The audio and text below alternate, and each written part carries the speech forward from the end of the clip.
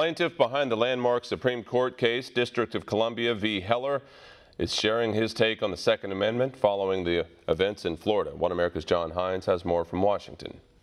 The tragic shooting at Stoneman Douglas High School in Parkland, Florida has sparked a national debate about gun safety.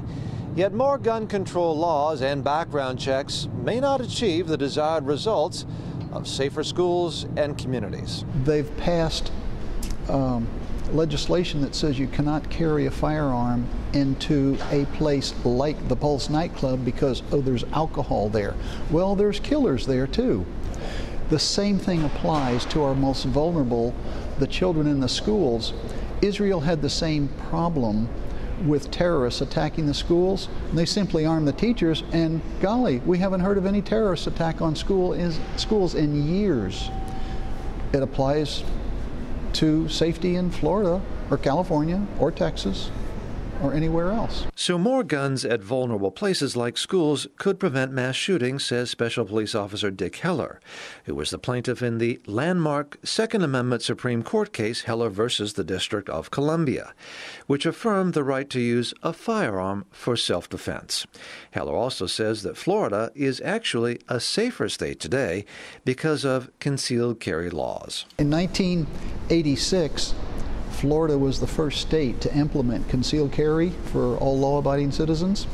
In about 2015, Florida was proud to say that their homicide rate was the lowest that it had been in the 36 years since they kept statistics on homicides. But just as concealed carry laws may appear to save lives, Heller says background checks may actually impede the ability of law-abiding citizens to defend themselves. 1 year after the magnificent Justice Scalia Heller decision, they had pulled 2,000 guns off the street from illegal carriers of firearms.